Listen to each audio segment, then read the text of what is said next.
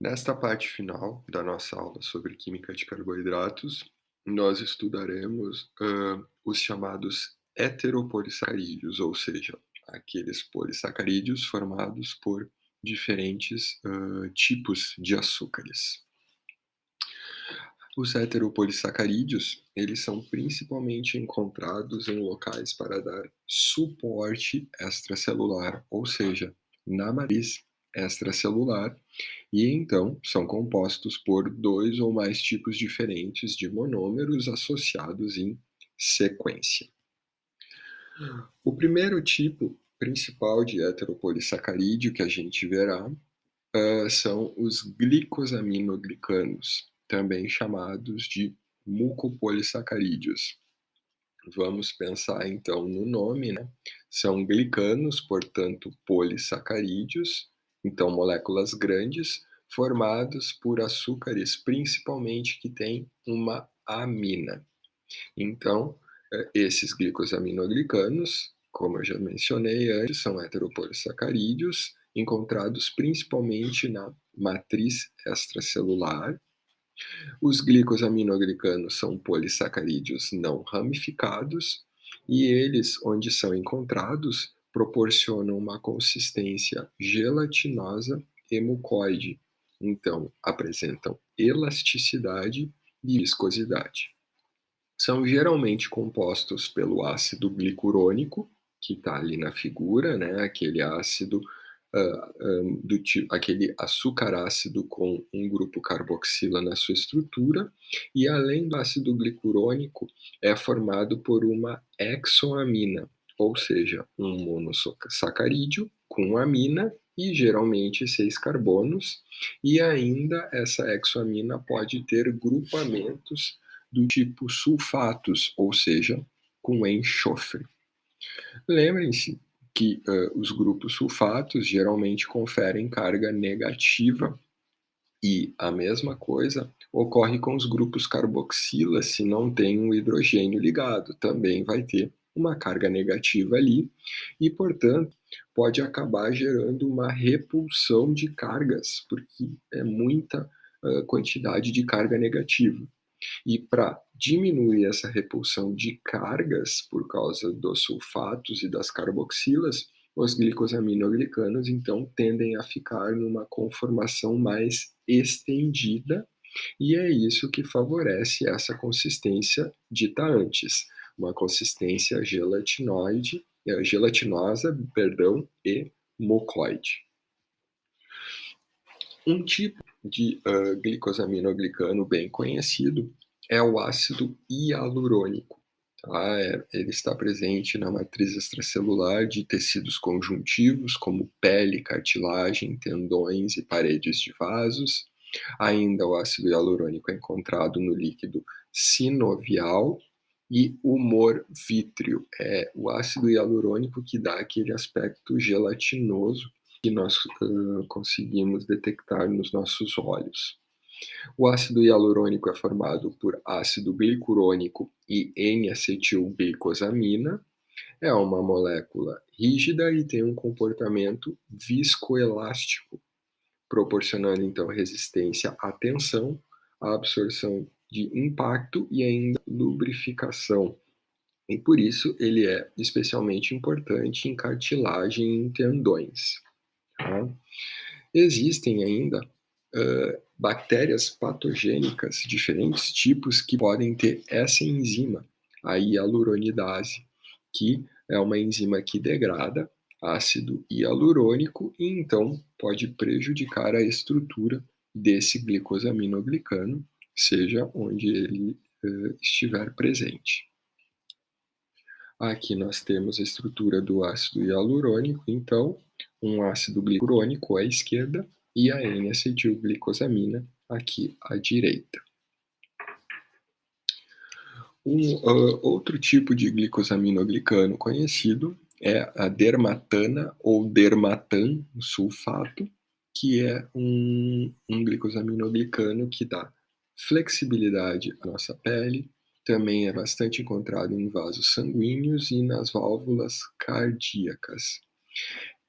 Essa dermatan sulfato é formado pelo ácido hialurônico, que é derivado de uma epimerização do ácido glicurônico. Se lembra que um epímero de um açúcar é aquele açúcar que tem diferença em apenas um carbono, né? Então, o ácido hialurônico só é diferente do ácido glicurônico em um carbono, tá?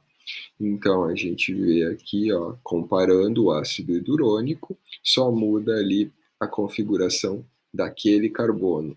No ácido hialurônico, a carboxila está para baixo do carbono e no ácido glicurônico está para cima do carbono. Tá? Interessante é que o ácido glicurônico, no caso, quando ele sofre epimerização, ele é um ácido glicurônico derivado da condroitina sulfato, que é um outro tipo de glicosaminoglicano. Um terceiro tipo de glicosaminoglicano, então, é a heparina, que é um glicosaminoglicano secretado no sangue por células conhecidas como mastócitos. Tem ação anticoagulante, é altamente sulfatada e tem também importante uso na indústria, né?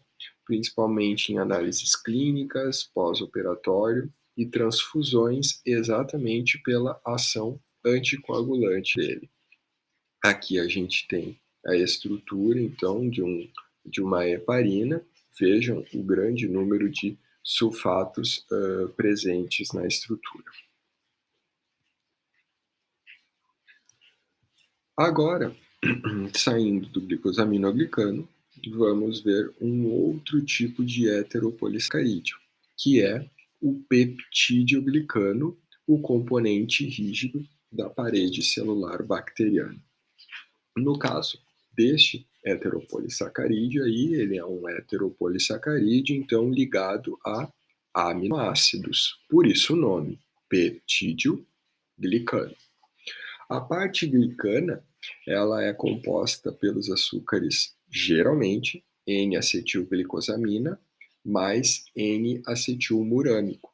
E aí tem, então, uma série, uma cadeia de aminoácidos, que é o chamado peptídeo de ligação, que pode variar de uma bactéria para outra. O peptidoglicano é o que protege a bactéria da lise osmótica, né? É a principal função, é uma proteção, tá? E no caso, a lisozima, que é uma enzima presente, por exemplo, na saliva, nas lágrimas, na clara de ovo e também em alguns vírus bacterianos, essa lisozima é uma enzima capaz de hidrolisar ligações do tipo beta-1,4, que são as ligações encontradas entre a N-acetilglicosamina e o N-acetilmurâmico. Então, a lisozima nada mais é do que uma defesa contra bactérias e é uma enzima que é capaz de degradar, então, o peptídeo-glicano. Olhem só, aqui a gente tem, então, a estrutura de um peptídeo-glicano. Ali em cima, os dois açúcares que formam, no caso aqui é o Staphylococcus aureus, né, o peptídeo-glicano do Staphylococcus, ele tem N-acetilglicosamina ligada ao N-acetilmurâmico, e aqui no N-acetilmurâmico é que está ligado a cadeia de aminoácidos da parte peptídica. Deem uma olhada aos diferentes aminoácidos que formam esta cadeia peptídica, ó. Tem aminoácido do tipo L e também tem aminoácido do tipo D e ainda tem este aminoácido aqui bastante incomum, que é o isoglutamato.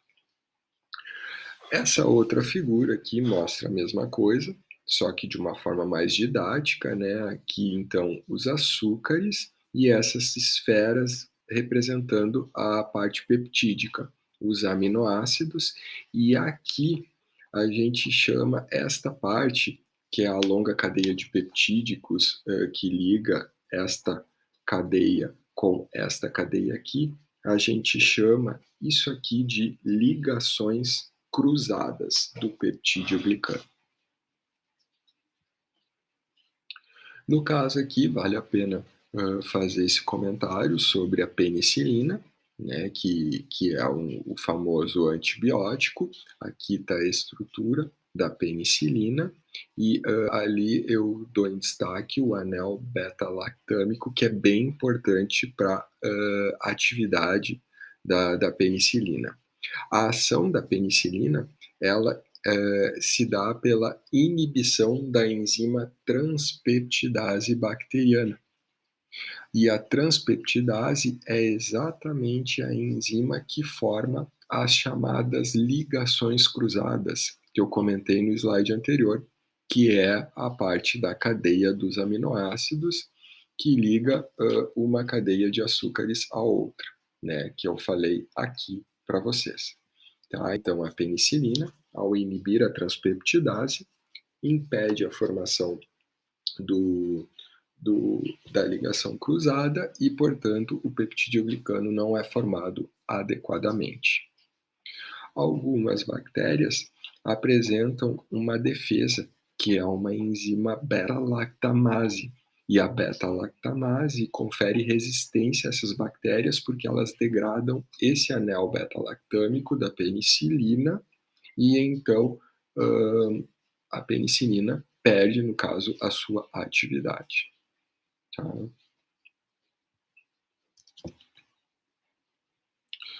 Outra classe de moléculas que a gente vai ver agora, que tem também heteropolissacarídeos na sua estrutura, são os proteoglicanos.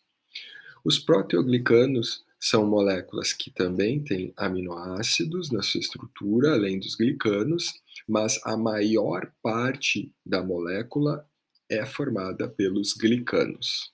Tá? Então, é a união de proteínas com glicosaminoglicanos, e essa união se dá através das chamadas pontes de oligosacarídeos. Tá? São assim que são chamadas essas ligações entre as proteínas e os glicosaminoglicanos. Os proteoglicanos são proteínas que as nossas células têm, tá? Principalmente na superfície celular ou ainda soltos na matriz extracelular.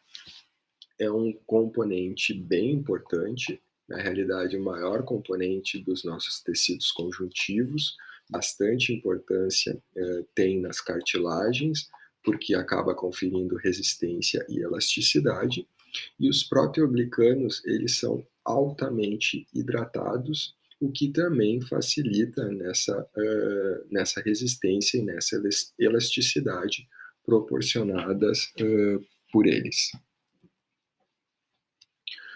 Vemos aqui a estrutura de um proteoglicano.